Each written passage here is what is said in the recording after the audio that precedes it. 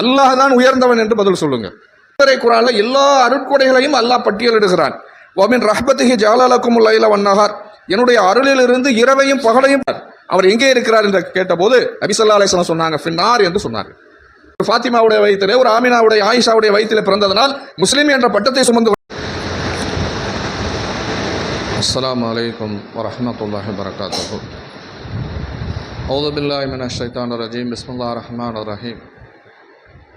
யா அய்யுஹன் நாஸ் இத்தகு ரப்பக்கும் அல்லதி ஹலகக்கும் மின் நஃப்ஸின் வாஹிதா வ ஹலக மின்ஹா ஸௌஜஹா வ பஸ மின்ஹுமா ரிஜாலன் கஸீரன் வ நிஸாஅ வத்தகுல்லாஹ அல்லதி தஸாஅலூன பிஹி வல் அர்ஹாம் இன்னல்லாஹ கான அலைக்கும் ரகீபா. யா அய்யுஹல்லதீன ஆமனூ இத்தகுல்லாஹ ஹக்க துகாத்திஹி வலா தமூதுன்ன இல்லா வ அன்தும் முஸ்லிமூன். யா அய்யுஹல்லதீன ஆமனூ இத்தகுல்லாஹ வகூலு கௌலன் ஸதீதா யுஸ்லிஹ் லக்கும் அமாலக்கும் வ யக்ஃபிர் லக்கும் துனூபக்கும் வ மன் யுதிஇல்லாஹ வ ரசூலஹு ஃபக்கத் ஃபாஸ ஃபௌஸன் அலீமா.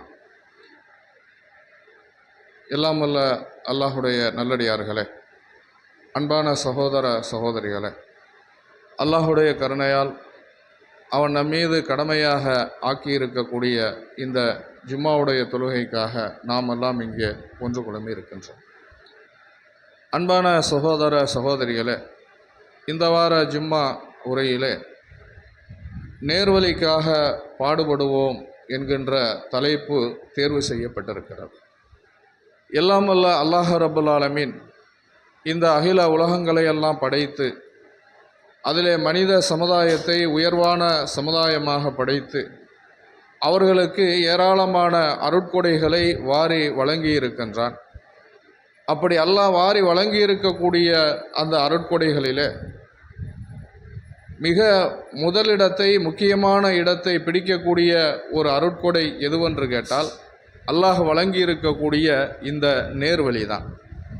திருமறை குர்ஆனிலே அல்லாஹ் ரப்புல் ஆலமீன் மனித சமுதாயத்திற்கு வழங்கி இருக்கக்கூடிய அருளை பற்றி பல்வேறு இடங்களிலே பட்டியலிடுகிறார்.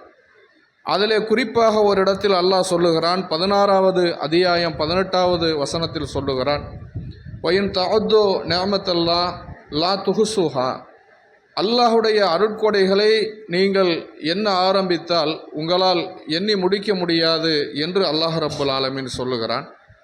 இன்னொரு இடத்தில் அதை பற்றி அல்லாஹ் விளக்கமாக சொல்லும் பொழுது, வலவ் அன்னமா ஃபில் அர்லி மின் ஷஜரத்தின் அக்லாம், இந்த பூமியில் இருக்கக்கூடிய எல்லா மரங்களையும் நம்ம அதை கொஞ்சம் கற்பனை செய்து பார்த்தோம் என்று சொன்னால், இந்தியாவில் இருக்க மரம், அமெரிக்காவில் இருக்க மரம், இப்படியெல்லாம் சொல்லாமல் எல்லா மரங்களையும் அல்லாஹ் ரப்புல் ஆலமீன் சொல்லுகிறான். எல்லா மரங்களையும் எழுதுகிற எழுதுகோள்களாக, பேனாக்களாக மாற்றி, வல் பஹ்ர் யமுத்து, இந்த பூமியில் இருக்கக்கூடிய கடலையெல்லாம் அந்த பேனாவுக்கு மையாக மாற்றி, மிம்பாதி சபுவத் அபுகுரின், இன்னும் 7 கடலையும் கொண்டு வந்து மையாக ஊற்றி எழுதினாலும் கூட மா நஃபிதத் கலிமாத்துல்லா, அந்த அல்லாஹுடைய புகழ் வார்த்தைகளை, அவன் வழங்கி இருக்கக்கூடிய அருட்கொடைகளை எல்லாம் உங்களால் எண்ணிவிட முடியாது என்று அல்லாஹ்தாலா சொல்லுகிறான்.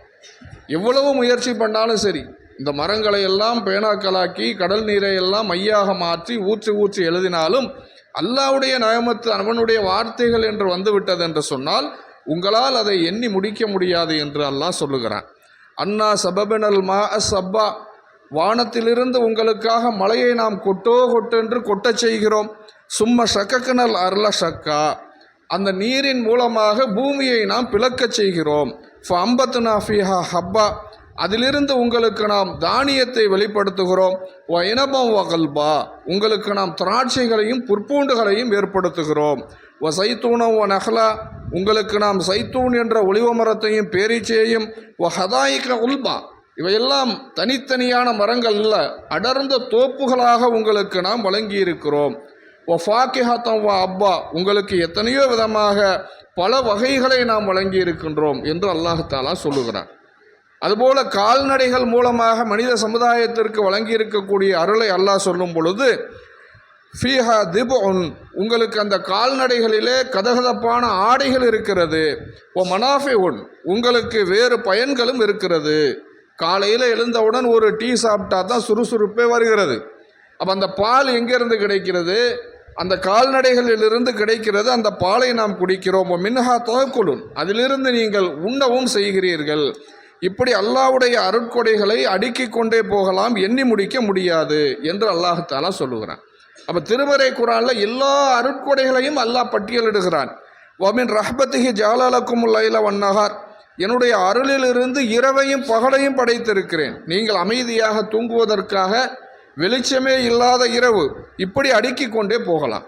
அப்போ அன்பான சகோதர சகோதரிகளை, அல்லாஹ் வழங்கி இருக்கக்கூடிய இந்த அருட்கொடைகளை எல்லாம், இந்த நேமத்துகளை எல்லாம் உலகத்திலே எல்லா மனிதர்களுக்கும் அல்லாஹ் கொடுப்பான். பாரபட்சம் பார்க்காமல், பாகுபாடு பார்க்காமல் அனைவருமே அனுபவிக்கக்கூடிய, அனைவருமே புசிக்கக்கூடிய அருட்கொடைகள் எல்லாம் இந்த அருட்கொடைகள் தான்.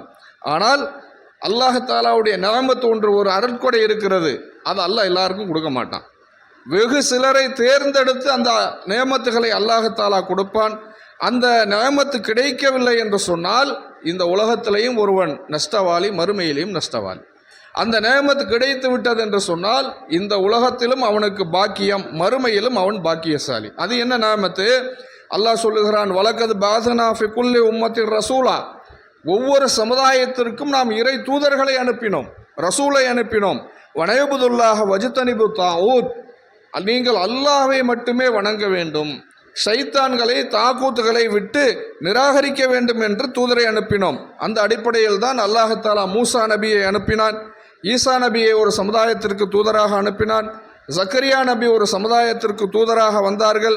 நபிகள் நாயகம் ஸல்லல்லாஹு அலைஹி வஸல்லம் அவர்களை அகிலத்திற்கு அருட்கொடையாக, இறுதி தூதராக அல்லாஹ் ரப்புல் ஆலமீன் அனுப்பி வைத்தான். தொடர்ச்சியாக அல்லாஹ் சொல்லுகிறான், நம்முடைய உள்ளத்தில் ஆழமாக பதிய வைத்து கொள்ள வேண்டிய செய்தி, ஃபமின்ஹும், அந்த சமுதாயத்தில், எந்த சமுதாயத்திற்கு ஈசா அனுப்பப்பட்டாரோ அந்த சமுதாயத்தில், எங்கே மூசா நபி அனுப்பப்பட்டாரோ அந்த சமுதாயத்தில், எங்கே இப்ராஹிம் நபி அனுப்பப்பட்டாரோ அந்த சமுதாயத்தில், ஒவ்வொரு இறை தூதரும் அனுப்பப்பட்ட அந்த சமுதாயத்தில் மன் ஹதல்லா, அல்லாஹ் யாருக்கு நேர்வழி காட்டினானோ அவர்களும் இருக்கிறார்கள். இன்றைக்கு நம்மெல்லாம் நிம்மதியாக முஸ்லிம்கள் என்று சொல்லிக் கொள்கிறோம், முஸ்லிம் என்ற பட்டத்தை சுமந்து கொண்டு இருக்கிறோம். ஆனால் எவ்வளவோ பேருக்கு அந்த நேர்வழி கிடைக்கல. இப்போ நானும் நீங்களும் இந்த மார்க்கம் தான் சத்தியமான மார்க்கம் என்று தேர்ந்தெடுத்து இந்த மார்க்கத்திற்கு வரவில்லை. ஏதோ ஒரு பை சான்ஸ் நம்முடைய தாய் தந்தை முஸ்லிம்களாக இருந்தார்கள், ஒரு ஃபாத்திமாவுடைய வயிற்றிலே, ஒரு ஆமினாவுடைய, ஆயிஷாவுடைய வயிற்றிலே பிறந்ததனால் முஸ்லிம் என்ற பட்டத்தை சுமந்து கொண்டு நாம் இங்கே இருந்து கொண்டு இருக்கிறோம். அல்லாஹ் சொல்லுகிறான், நான் நேர்வழி காட்டியவர்களும் இருக்கிறார்கள், வழிகேடு உறுதியானவர்களும் இருக்கிறார்கள் என்று அல்லாஹ் ரப்புல் ஆலமீன் சொல்லக்கூடிய செய்தி என்ன செய்கிறோம், நம்ம பார்க்குறோம். அல்லாஹ் வரலாறுகளையே சொல்லி காட்டுகிறான். யாருக்கு நேர்வழி கிடைக்கல? இப்ராஹிம் நபி அல்லாஹ்வுடைய அன்பை, அருளை பெற்றவர், ஆதரவை பெற்றவர். அந்த இப்ராஹிம் நபியுடைய தந்தைக்கு நேர்வழி கிடைச்சதா? இல்லை, கிடைக்கல. நூஹ் நபி 950 ஆண்டு காலம் அல்லாஹ்வுடைய பாதையிலே மக்களை வருந்தி அழைத்த ஒரு இறை தூதர். அவருடைய மனைவிக்கு, அவருடைய மகனுக்கு நேர்வழி கிடைத்ததா? கிடைக்கவில்லை. ஆனால் உலகத்தில் ஃபிரௌன் மாதிரி ஒரு அநியாயக்காரன் கிடையாது, அவன் மாதிரி ஒரு அக்கிரமம் முடிச்சவன் கிடையாது. அவனுடைய மனைவிக்கு அல்லாஹ் ரப்புல் ஆலமீன் ஹிதாயத்தை கொடுக்குறான். ஹிதாயத்தை கொடுத்தது மட்டுமல்ல, வதரபல்லாஹு மஸலன் லில்லதீன ஆமனு இம்ராத்த ஃபிரௌன், ஃபிரௌனுடைய மனைவியை உலகத்தில் உள்ள எல்லா இறை நம்பிக்கையாளர்களுக்கும் முன்மாதிரியாக அல்லாஹ் சொல்லி காட்டுகிறான். அப்போ ஹிதாயத்து என்பது அல்லாஹ் தந்திருக்கக்கூடிய மிகப்பெரிய பொக்கிஷம். இதை நாங்களோ நீங்களோ என்ன செய்ய முடியாது, சொந்தமாக விலை கொடுத்து வாங்க முடியாது, தேடிக்கொள்ள முடியாது. அதனால தான் நபிகள் நாயகம் ஸல்லல்லாஹு அலைஹி வஸல்லம் சொன்னாங்க, அல்லாஹ் சொல்கிறான், அல்லாஹ் கூறுவதாக நபிகள் நாயகம் ஸல்லல்லாஹு அலைஹி வஸல்லம் சொன்னாங்க, என்னுடைய அடியார்களே, உங்களில் யாரை நான் நேர்வழியில் செலுத்தினேனோ அவர்களை தவிர மற்ற அனைவரும் வழி தவறியவர்களே. ஆகவே என்னிடமே நீங்கள் உங்களுடைய நேர்வழியை கேளுங்கள், நான் உங்களை நேர்வழியில் செலுத்துகிறேன். என்ன புரிஞ்சுக்கிறோம்? நேர்வழி என்பது அல்லாஹ்வுடைய கையில் இருக்கு, வேற யாருடைய கையிலும் கிடையாது. அல்லாஹ் நாடினால் யாருக்கு வேண்டுமானாலும் நேர்வழி கொடுப்பான். நம்ம இந்த நேர்வழியை எங்கேயும் வாங்க முடியாது. இந்த ஹிதாயத்தை போய் நம்மிடத்தில் இருக்கக்கூடிய லட்சக்கணக்கான, கோடிக்கணக்கான பணத்தை கொடுத்து வாங்க முடியுமா? உலகத்துடைய செல்வங்களை செலவழித்து இந்த நேர்வழியை வாங்க முடியுமா? வாங்க முடியாது. அல்லாஹ்வுடைய அருளின் மூலமாகத்தான் இந்த நேர்வழியை நாம் பெற்றுக்கொள்ள முடியும். நபிகள் நாயகம் ஸல்லல்லாஹு அலைஹி வஸல்லம் அவர்கள் இந்த உலகத்திற்கே நேர்வழியை போதிப்பதற்காக, உலகத்திற்கே ரஹமத்தாக அனுப்பப்பட்டவர்கள். அவர்களிடம் ஒரு மனிதர் வந்து கேட்கிறார், யா ரசூலல்லாஹ் ஐன அபி, என்னுடைய தந்தை இறந்து விட்டார், அவர் எங்கே இருக்கிறார் என்று கேட்டபோது நபி ஸல்லல்லாஹு அலைஹி வஸல்லம் சொன்னாங்க, ஃபின்னார் என்று சொன்னார்கள், நரகத்தில் இருக்கிறாரு. உடனே கவலையோடு திரும்பி செல்கிறார். அவரை அழைத்து நபி ஸல்லல்லாஹு அலைஹி வஸல்லம் திரும்ப அழைத்து சொல்கிறார்கள், இன்ன அபி வ அபா ஃபின்னார், என்னுடைய தந்தையும் உன்னுடைய தந்தையும் நரகத்தில் தான் இருக்கிறார்கள். இந்த வார்த்தையை நபி ஸல்லல்லாஹு அலைஹி வஸல்லம் அவர்கள் எவ்வளவு வேதனையோடு சொல்லியிருப்பாங்க. உலகத்தில் ஒரு தந்தைக்கு உரிய சிறப்பு என்ன, ஒரு தந்தையுடைய அந்தஸ்து என்ன, ஒரு தந்தைக்கு மகன் செய்ய வேண்டிய கடமை என்ன என்பதையெல்லாம் அல்லாஹ்வுடைய தூதர் உலக மக்களுக்கு எடுத்து சொன்னார்கள். தந்தையுடைய சிறப்பை தன்னுடைய உம்மத்துக்கு போதித்தார்கள். அப்படிப்பட்ட இறை தூதர் அவருடைய தந்தைக்கே நேர்வழி கிடைக்கவில்லை என்று சொன்னால் உள்ளத்தில் எவ்வளவு வேதனை இருந்திருக்கும். எப்படியெல்லாம் அல்லாஹ்வுடைய தூதர் வந்து துன்பப்பட்டிருப்பார்கள், அந்த துன்பத்தோடு இதை எல்லாம் சொல்லி இருப்பார்கள் என்பதை நம்ம நினைத்து பார்த்து, இது அல்லாஹ்வுடைய அருள், இந்த அருளுக்காக அல்லாஹ் நம்மை தேர்வு செய்திருக்கிறான் என்பதை நினைத்து நம்ம அல்லாஹ்வுக்கு நன்றி செலுத்த வேண்டும். ஏன்னா உலக வாழ்க்கையில் சில பேர் கஷ்டப்படுவாங்க, உலகத்தில் அல்லாஹ் எனக்கு என்ன சுகத்தை தந்தான், என்ன அருளை தந்தான், என்ன நேமத்தை தந்தான், நான் கஷ்டப்படுறேனே அப்படிம்பாங்க. அப்படி சொல்லக்கூடியவர்கள் இந்த நேமத்தை, இந்த அருளை நினைத்து பார்க்க வேண்டும். உலகத்தில் கிடைக்கக்கூடிய இன்பம் என்பது தற்காலிகமான இன்பம். எவ்வளவு நாள்? ஒரு 50 வருஷம் 60 வருஷம், கொஞ்சம் கூடும் கொஞ்சம் குறையும், அவ்வளவுதான் உலகத்தில் கிடைக்கக்கூடிய இந்த இன்பம். ஆனால் மறுமையிலே கிடைக்கக்கூடிய அந்த இன்பம் என்பது இந்த நேர்வழியின் மூலம்தான் அல்லாஹ் நமக்கு கிடைக்க செய்வான். இந்த நேர்வழியின் மூலம்தான் கிடைக்கக்கூடிய அந்த நியாமத்து என்பது நிலையானது, நிரந்தரமானது என்பதை நம்ம நினைத்து பார்க்க வேண்டும். உலகத்தில் நபிமார்களுக்கு நிறைய விஷயங்கள் கிடைக்கல. நபிமார்கள் உலகத்தில் உள்ள இன்பங்களெல்லாம் அனுபவிச்சாங்களா? என்ன கிடைச்சது நபிமார்களுக்கு? என்ன உலக சுகத்தை கண்டாங்க அவங்க? அவர்களுக்கு கிடைத்ததெல்லாம் நேர்வழி தான், அவர்களுக்கு கிடைத்ததெல்லாம் குர்ஆன் தான், அவர்களுக்கு கிடைத்ததெல்லாம் வழிமுறை தான். அதுதான் அவர்களுக்கு கிடைத்த அந்த ஹிதாயத் தான் நபிமார்களுக்கு கிடைத்தது என்பதை என்ன செய்கிறோம், நம்ம பார்க்குறோம். இப்போ மறுமை நாளிலே சொர்க்கவாசிகள் எல்லாம் சொர்க்கத்துக்கு சென்ற பிறகு சொர்க்கத்துடைய இன்பங்களை எல்லாம் அனுபவித்து விட்டு அவர்கள் சொல்லக்கூடிய வாசகம், வகாலுல் ஹம்துலில்லாஹி அல்லதி ஹதானா லிஹாதா, இதற்காக எங்களுக்கு நேர்வழி காட்டிய அல்லாஹ்வுக்கே எல்லா புகழும். நாங்கள் சொர்க்கத்துக்கு வந்துட்டோமே, மறுமையில் சொர்க்கத்தில் இந்த இன்பங்களை எல்லாம் அனுபவிக்கிறோமே, என்ன காரணம்? அல்லாஹ் எங்களுக்கு நேர்வழி காட்டியதால் இந்த சொர்க்கத்திற்குள் நுழைந்திருக்கின்றோம். ஒக்குன்னாலி நகத்ததிய லவுலா அன் ஹதான் அல்லாஹ் நமக்கு நேர்வழி காட்டி இருக்காவிட்டால் நாங்கள் இந்த நேர்வழியை அடைந்திருக்க மாட்டோம். அல்லாஹ் நேர்வழி காட்டலைன்னு சொன்னால் எங்களுக்கு கிடைச்சிருக்குமா இந்த நேர்வழி? நாங்கள் சொர்க்கத்துக்கு வந்திருப்போமா? வந்திருக்க மாட்டோம். அல்லாஹ் தான் காட்டினான். இந்த சுவனத்து இன்பங்களை எல்லாம் அல்லாஹ் தான் அனுபவிக்க செய்தான். அல்ஹம்துலில்லாஹ், அல்லாஹ்வுக்கே எல்லா புகழும் என்று அவர்கள் சொல்லுவார்கள் என்று திருமறை குர்ஆனில் அல்லாஹ் ரப்புல் ஆலமீன் சொல்லி காட்டுகிறார். அப்போ நேர்வழி என்பது ஒரு மனிதனுடைய மறுமை வாழ்க்கையை தீர்மானிக்கக்கூடியது. மறுமையில் சொர்க்கம் செல்ல வேண்டும் என்று சொன்னால் என்ன இருந்தாலும் இந்த நேர்வழி இல்லைன்னா அவனால் முடியவே முடியாது. அதற்காகத்தான் அந்த நேர்வழியை அதிகமாக பிரார்த்தனை செய்யுமாறு அல்லாஹ் கற்றுத்தருகிறான். ஒவ்வொரு தொழுகையிலும் அல்ஹம்து சூராவை ஓதுகிறோம். அதில் என்ன கேட்குறோம்? அல்லாவை போற்றி புகழ்ந்து விட்டு நாம் அல்லாவிடத்தில் வைக்கக்கூடிய கோரிக்கை ஒரே ஒரு கோரிக்கை தான். என்ன கோரிக்கை? இஹ்தின சிராத்தல் முஸ்தகீம், இறைவா எங்களுக்கு நீ நேர்வழி காட்டுவாயாக. ஒவ்வொரு தொழுகையிலையும் அல்ஹம்து சூரா இல்லைன்னு சொன்னால் அந்த தொழுகை கூடாது. அப்போ அல்லாஹ் அதை கட்டாயமாக ஆக்கி இருக்கிறான். அதில் கேட்கப்படக்கூடிய இந்த பிரார்த்தனையை அல்லாஹ் கட்டாயமாக்கி இருக்கிறான். ஒவ்வொரு தொழுகையிலும் ஒவ்வொரு ரக்காத்திலும் இந்த சூறாவை நீங்கள் ஓத வேண்டும், இந்த பிரார்த்தனையை நீங்கள் கேட்க வேண்டும். வேறு எதையும் நம்ம கேட்கறது இல்லையே, இதுதான் முக்கியம். இந்த நேர்வழி இருக்கிற அதுதான் ரொம்ப முக்கியம். மற்ற எல்லாவற்றையும் விட அல்லாவிடத்தில் அதிகமாக நம்ம நேர்வழியைத்தான் கேட்குறோம். எவ்வளவோ பிரார்த்தனைகள் செய்தாலும் அதிகமாக செய்யக்கூடிய பிரார்த்தனை என்ன? எப்போவெல்லாம் அல்ஹம்து சூரா நம்ம ஓதுகிறோமோ அப்போவெல்லாம் இந்த நேர்வழியை நம்ம அல்லாஹ்விடத்தில் கேட்கிறோம். அதை அல்லாஹ் ரப்புல் ஆலமீன் நமக்கு கட்டாயமாக ஆக்கி தந்திருக்கிறான் என்பதை நம்ம என்ன செய்கிறோம், நம்ம பார்க்குறோம். சிராத்தல்லதீன அன்அம்த அலைஹிம், நீ யாருக்கு அருள் புரிந்தாயோ அவர்களுடையவன். நேர்வழியை பற்றி அல்லாஹ் என்ன சொல்கிறான்? அருள் என்று சொல்லுகிறான். அது ஒரு நேமத்து என்று அல்லாஹ் தஆலா சொல்லி காட்டக்கூடிய செய்தி என்ன செய்கிறோம், நம்ம பார்க்குறோம். அப்போ இந்த நேரான வழியிலே நாம் நிலைத்திருக்கக்கூடியது என்பது இது மிகப்பெரிய நேமத். திருமறை குர்ஆனில் அல்லாஹ் சொல்கிறான் இல்லையா, லா யா முகல்லிபல் குலூப் சபித் குலூபனா கல்பி அலா தீனிக், இறைவா உள்ளங்களை புரட்டக்கூடியவனை எங்களுடைய உள்ளத்தை மார்க்கத்திலே வந்து நீ நிலைத்திருக்க செய்வாயாக என்று அல்லாஹ் தஆலா சொல்லுகிறான்.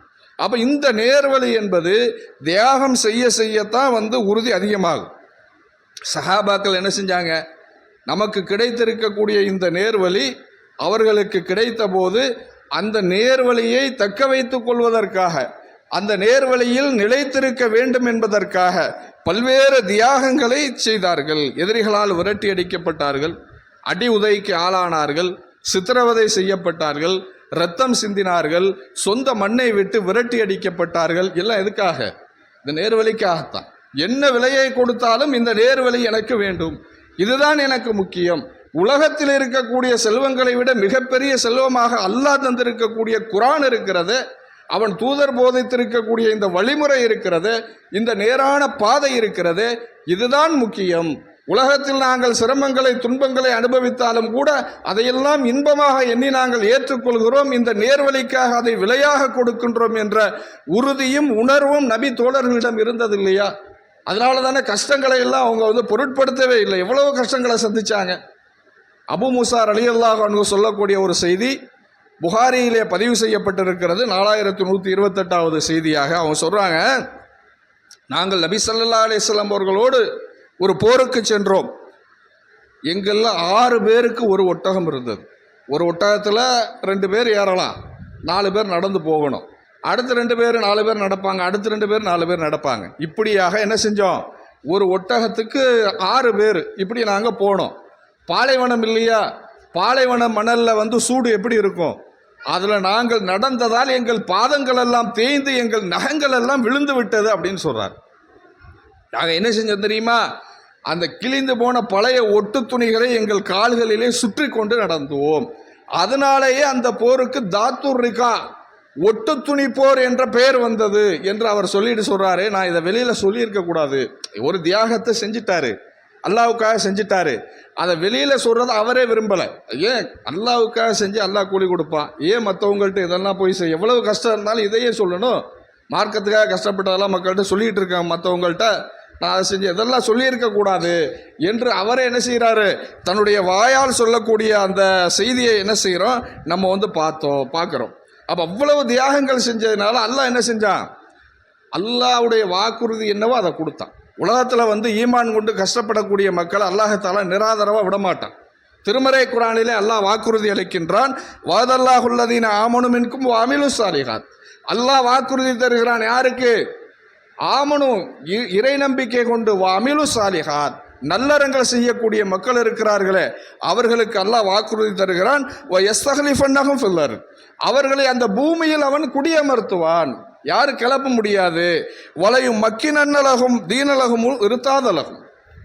அது மட்டுமல்ல, அவர்களை அந்த மார்க்கத்திலே அவன் வந்து உறுதிப்படுத்துவான், அவர்களுடைய அச்சத்துக்கு பிறகு நல்ல நிலையை, ஆதரவான நிலையை அவன் ஏற்படுத்துவான் என்றெல்லாம் அல்லாஹ் ரப்பல் ஆலமீன் என்ன செய்கிறான்?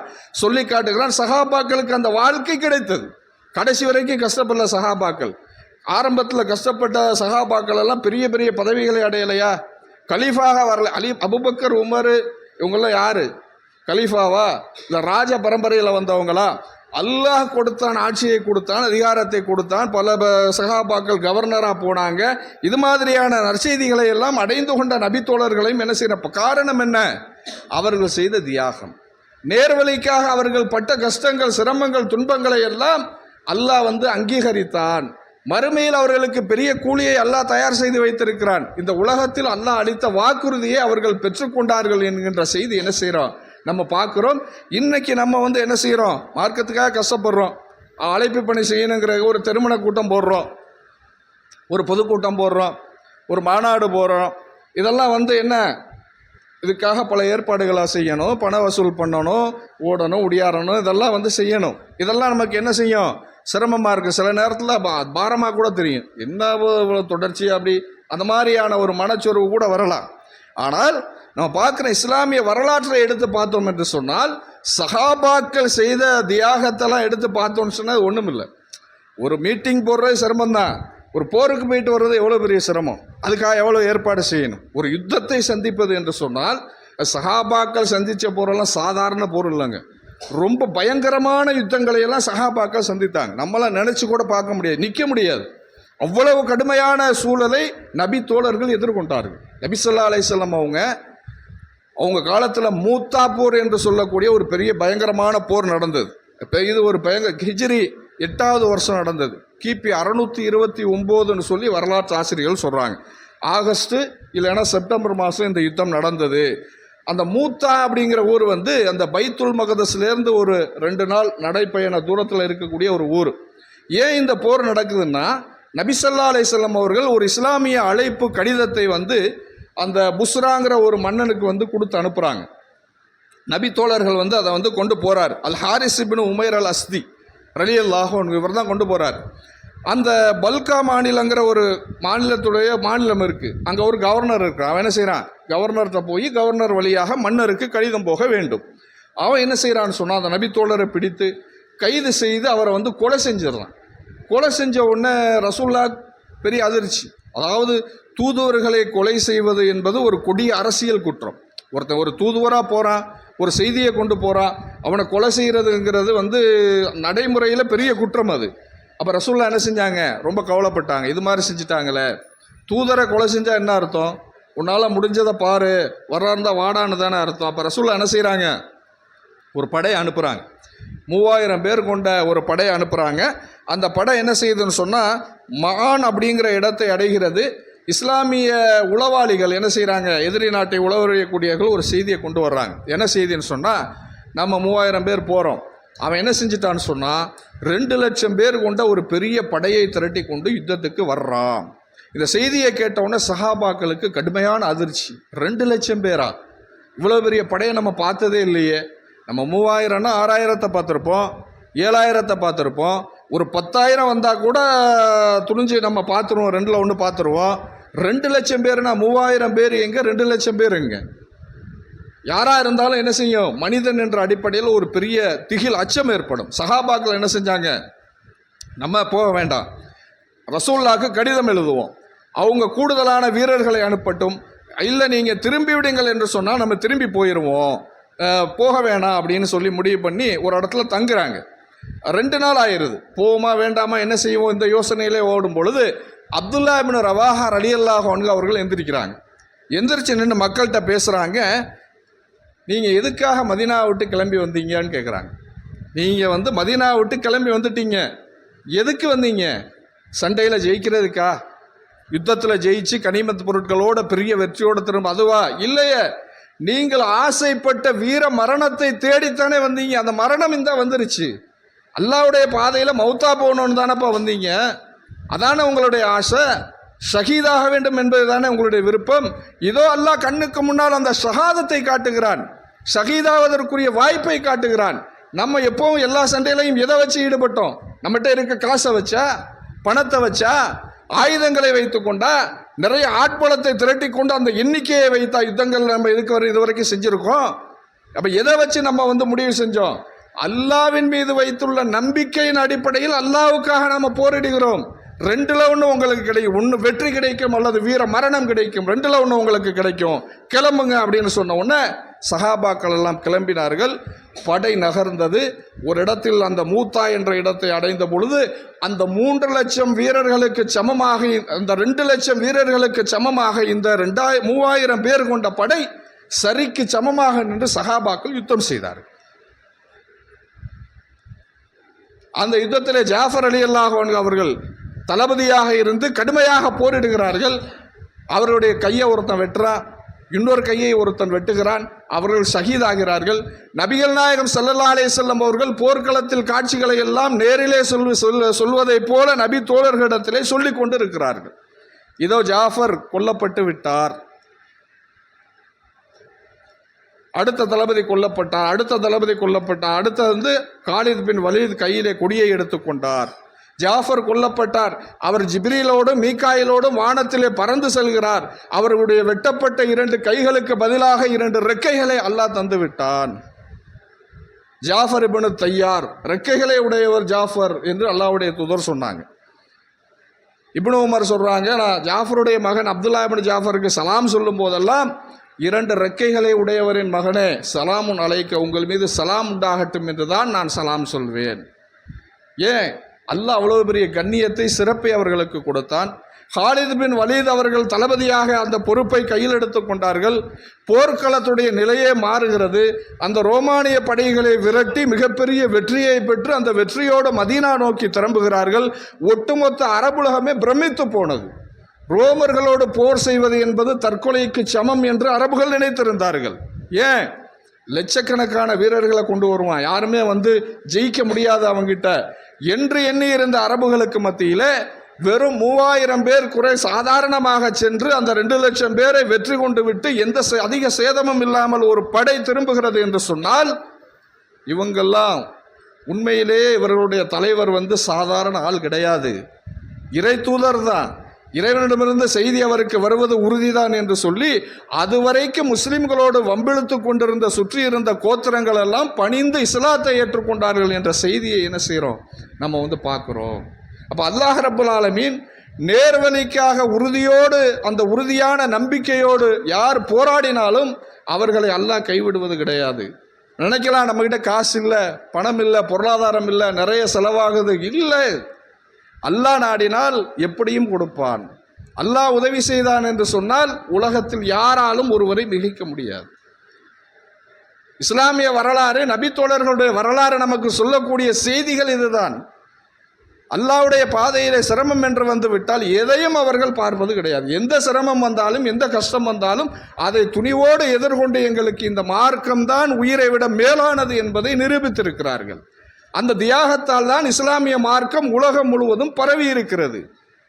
அவர்கள் சோர்வடைந்திருந்தால், பணிந்து போயிருந்தால், துன்பங்களை சகிக்க முடியாதவர்களாக இருந்திருந்தார் என்று சொன்னால் இவ்வளவு பெரிய வெற்றியை உலக அளவில் இஸ்லாம் ஈட்டியிருக்கிறார். ஆகவே அல்லாஹ் தந்திருக்கக்கூடிய அந்த நேர்வழி என்பது, அந்த அருமையை அவர்கள் உணர்ந்து கொண்டதால் தான் அல்லாஹ் குர்ஆனை, வேதத்தை தந்திருக்கிறான். நபியை அனுப்பி ஒரு வழிமுறையை தந்திருக்கின்றான். அனைத்தை விட இதுதான் உயர்ந்தது, இதுதான் நம்முடைய மறுமை வாழ்க்கையிலே வெற்றியை தேடித்தரும், இதுதான் நமக்கு சொர்க்கத்தை பெற்றுத்தரும் என்கின்ற ஆழமான நம்பிக்கை அவர்களுடைய உள்ளத்தில் இருந்தது. அவர்களை பார்த்துதான் அல்லாஹ் சொல்லுகிறான், உங்களுக்கு நஷ்டமில்லாத ஒரு வியாபாரத்தை நான் சொல்லித் தரட்டுமா? துன்ஜிக்கும் மின் அதாபின் அலீம், நரக வேதனையை விட்டு உங்களை பாதுகாக்கக்கூடிய வியாபாரம் அல்ல, திஜாரா வியாபாரம் என்று அல்லாஹ் சொல்லு. என்ன வியாபாரம்? நீங்கள் அல்லாஹ்வையும் அவன் தூதரையும் நம்பிக்கை கொண்டு, தூமினூன பில்லா ஒத்து ஜாஹிது, உங்களுடைய பொருட்களாலும் உங்களுடைய உயிராலும் அல்லாஹ்வுடைய பாதையிலே ஜிஹாது செய்வது. ஜிஹாது என்று சொன்னால் மார்க்கம் மேன்மையடைவதற்காக உழைப்பது, மார்க்கத்திற்காக பாடுபடுவது, மார்க்கத்தை மக்களிடம் கொண்டு போய் சேர்ப்பதற்கு என்னென்ன வழிமுறைகள் எல்லாம் இருக்கிறதோ அதையெல்லாம் மேற்கொள்வது, அதற்காக தியாகங்கள் செய்வது. அது உங்களை மறுமையிலே கொடுமையான நரகத்தில் இருந்து, அந்த வேதனையில் இருந்து காப்பாற்றும் என்று அல்லாஹ் தஆலா சொல்லித் தருகிறான். ஆகவே அல்லாஹ் சொல்லுகின்ற அந்த நேர்வழியை சரியான முறையில் உணர்ந்தவர்களாக, அதற்காக பாடுபடக்கூடிய நன்மக்களாக அல்லாஹ் நம்மை ஆக்க வேண்டும் என்று கூறி என் முதல் உரையை நிறைவு செய்கிறேன்.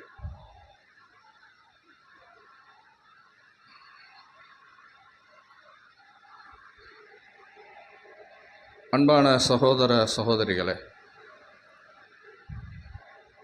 எல்லாம் வல்ல அல்லாஹ் ரப்புல் ஆலமீன் இந்த உலகத்திலே மனிதர்களுக்கு பல்வேறு அருட்கொடைகளை வாரி வழங்கியிருந்தாலும் அதில் மிக உயர்வானதாக அல்லாஹ் குறிப்பிட்டு சொல்லக்கூடியது அல்லாஹ் வழங்கியிருக்கக்கூடிய இந்த இஸ்லாம் என்கின்ற நேர்வழி தான். நம்ம பார்க்குறோம், இதற்காக அல்லாஹ்வுடைய தூதர் எப்படிப்பட்ட தியாகங்களை செய்தார்கள், சஹாபாக்கள் எப்படிப்பட்ட தியாகங்களை செய்தார்கள் என்கின்ற வரலாறெல்லாம் நம்முடைய கண்களுக்கு முன்னால் அப்படியே படம் பிடித்து காட்டப்பட்டதை போன்று பல்வேறு செய்திகளை நம்ம ஹதீஸ்களில் பார்க்குறோம். உஹது போர்க்களம் நமக்கெல்லாம் தெரியும். அந்த போர்க்களத்திலே முஸ்லிம்களுக்கு கடுமையான பாதிப்பு, பல சஹாபாக்கள் கொல்லப்பட்டார்கள், பல சஹாபாக்கள் காயப்படுத்தப்பட்டார்கள், பலர் சிறைப்பிடிக்கப்பட்டார்கள். அந்த நேரத்திலே போர் முடிந்து எதிரிகளுடைய படை மக்காவுக்கு திரும்புகிறது. முஸ்லிம்களை ஒரு கை பார்த்துட்டோம், நம்ம திரும்ப வேண்டியதான் ஊருக்கு என்று கிளம்பும் பொழுது அந்த முஷ்ரிக்குகளுடைய காஃபிர்களுடைய படை தலைவர் அபு சுஃபியான் அவர் என்ன செய்கிறாரு, ஒரு பேசிட்டு போவோமேன்னு சொல்லிட்டு அந்த மலைப்பகுதி, உஹது மலை பகுதியில் ஒரு சத்தம் கொடுக்குறார். அஃபீக்கும் முகமது இருக்காரா அப்படின்னு கேட்குறார். சத்தம். ரசூலுல்லாஹ் சொல்கிறாங்க, வேணாம், சண்டை போயிட்டான் இவனுக்கு, எதுக்கு இதுக்கெல்லாம் போய் பதில் சொல்லிட்டு யாரும் பதில் சொல்லாதீங்க. அஃபீக்கும் இப்னு அபி குஹாஃபா, அபூபக்கர் இருக்காரா, அபி குஹாஃபா மகன் இருக்காரா? பதில் இல்லை, பதில் சொல்ல வேணான்ட்டாங்க. இல்லையா? உமர் இருக்காரா? அவரும் இல்லையா? சொல்றாரு, கது மாத்து, அனைவரும் கொல்லப்பட்டு விட்டார்கள், எல்லாரையும் கொண்டுட்டோம், எல்லாரையும் போட்டேன், அவ்வளவுதான் அப்படின்னு சொல்லும் பொழுது உமர் அலி அல்லாஹ்வுக்கு ஒரு சவுண்டு கொடுக்குறாங்க. அல்லாஹ்வுடைய எதிரியே, ஓ என்னப்படியெல்லாம் இல்லை, உனக்கு அல்லாஹ் தவறான ஒரு இதை வச்சிருக்கான், நாங்கள்லாம் உயிரோட தான் இருக்கோம் அப்படின்னு சொல்லும்போது சொல்றாரு, ஹுபலே உனக்கு வெற்றி. அவருடைய தெய்வத்தை அழைத்து சொல்கிறார், ஹுபலே உனக்கு வெற்றி, நீ மேலவங்கிட்ட, நாங்கள் ஜெயிச்சிட்டோம், எங்களை ஜெயிக்க வச்சுட்ட அப்படின்னு சொல்லும் பொழுது ரசூலுல்லாஹ் சொல்கிறாங்க, இப்போ பதில் சொல்லுங்க.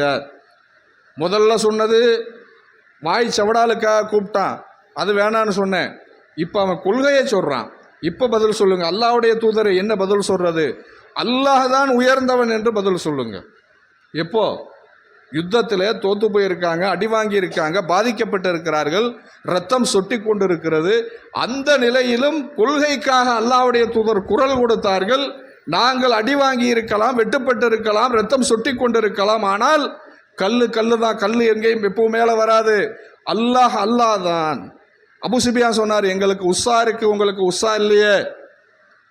சஹாபாக்கள் சொன்னாங்க, எங்களுக்கு அல்லாஹ் இருக்கிறான், உனக்கு அல்லாஹ்வுடைய உதவி இல்லையே என்று பதிலளித்தார்கள் என்கின்ற செய்தியை பார்க்குறோம்.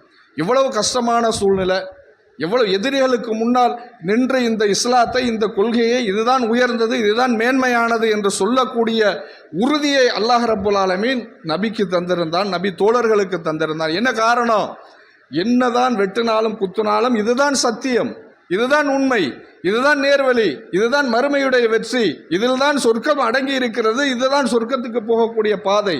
நீ சொல்லுவதெல்லாம் அசத்திய கொள்கை, நீ சொல்லுவதெல்லாம் நீர்க்குமிழி சோப்புணுரை, அதெல்லாம் ஒன்றுமில்லாமல் போய்விடும் என்பதைத்தான் திரும்ப திரும்ப அந்த நேரத்திலும் அல்லாஹ்வுடைய தூதர் எடுத்து சொன்னார்கள் என்ற செய்தியை நம்ம பார்க்குறோமா இல்லையா? அப்போ அவர்கள் பட்ட அந்த சிரமங்கள், தியாகங்கள், கஷ்டங்களை எல்லாம் நம்ம நினைத்து பார்க்கும் பொழுது நம்ம எவ்வளவுதான் மார்க்கத்துக்காக செலவு செய்கிறோம், பாடுபடுகிறோம், அதோடு ஒப்பிட்டு பார்க்கும்பொழுது நம்ம ஒன்றும் இல்லை, நம்ம சாதாரணம் என்று தான் நம்ம என்ன செய்ய முடியும், நினைக்க முடியும். இருந்தாலும் நம்ம செய்யக்கூடிய நற்செயல்களுக்கு அல்லாஹ் ரப்புல் ஆலமீன் ஏராளமான கூலிகளை தரக்கூடியவனாக இருக்கிறான்.